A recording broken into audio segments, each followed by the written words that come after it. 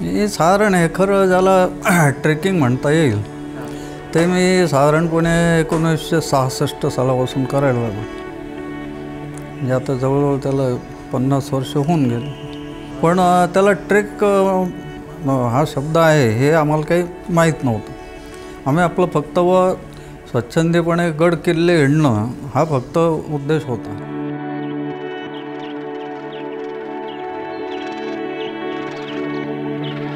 तो कुठे सुरुवात झाली त्याची तर मी मुरबाडला होतो, ठाणे जिल्ह्यात ॲग्रिकल्चर डिपार्टमेंटला. तिथे साधारण श्रावण महिन्यामध्ये जसं आपल्या नाशिकला ब्रह्मगिरी प्रदक्षिणेसाठी लोक जातात तसं श्रावण महिन्यात बरेच लोक असे सकाळी लवकर उठून चाललेले दिसले.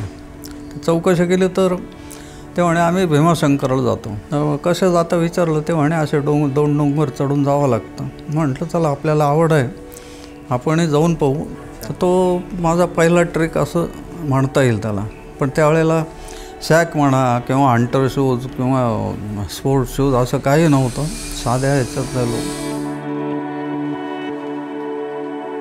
त्याच्यात आणखी इंटरेस्टिंग बुवा थोडंसं मोठं झाल्यानंतर मग मित्र जमवून निरनिराळ्या वाटांनी तो डोंगर चढणं हे एक आवड निर्माण होतं. आणि त्यानंतर मग जेव्हा नाशिकला बदली झाली, मी इथं साधारणपणे 1980 साली नाशिकमध्ये गिर्यारोहणाची अशी संस्था नव्हतीच. नंतर मग गिरीश टकलेंची गाठ झाली. मग त्यांनी एक साधारणपणे प्रस्ताव ठेवला की बुवा आपण आपल्या नाशिक जिल्ह्याची अशी स्वतंत्र संस्था करावी. कुसुमाग्रजाने त्यांना वैनते हे नाव दिलं.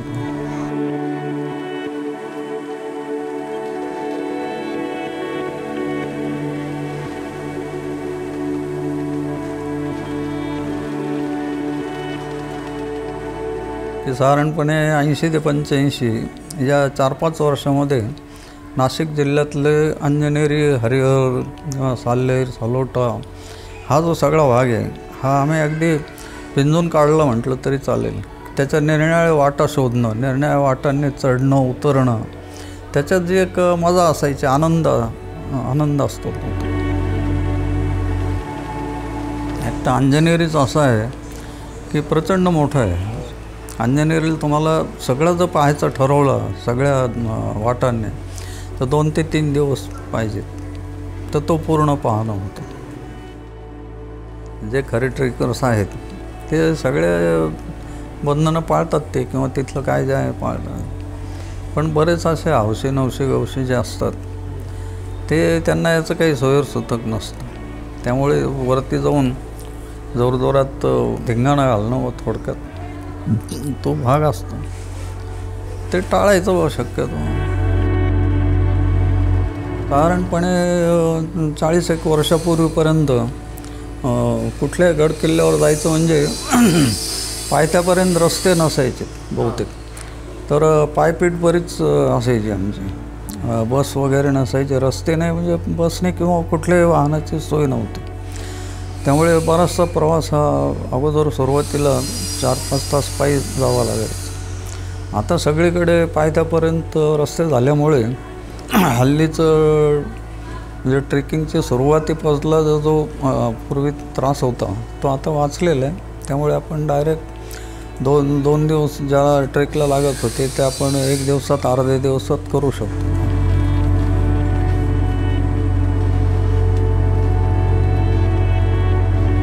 सह्याद्रीमध्ये तुम्ही कधी कुठेही जा, तुम्हाला जो आनंद मिळतो फिरण्यातला, स्वच्छंदपणे भटकणे हे जे आहे किंवा आपल्या डोळ्यासमोर जो काही उद्देश असतो ट्रेकिंगचा, तो सह्याद्रीमध्ये पुरेपूर आपल्याला घालवता येतो. पूर्ण पाठीवर सॅक घेऊन तुम्ही एका ठिकाणाहून निघाले की 4-5 दिवस तुम्ही या डोंगरावरून त्या डोंगरावर किंवा किल्ल्यावरून त्या किल्ल्यावर असे जाण्यामध्ये एक वेगळा आनंद असतो, वेगळा अनुभव असतो.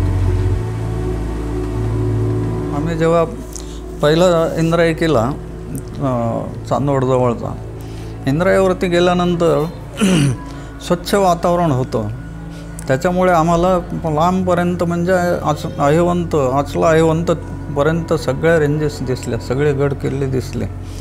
पण त्यावेळेस जो आनंद होतो तो खरोखर माझ्याबरोबर त्यावेळेला रुईकर म्हणून होते, ते दोघं अक्षरशः नाचायला लागले.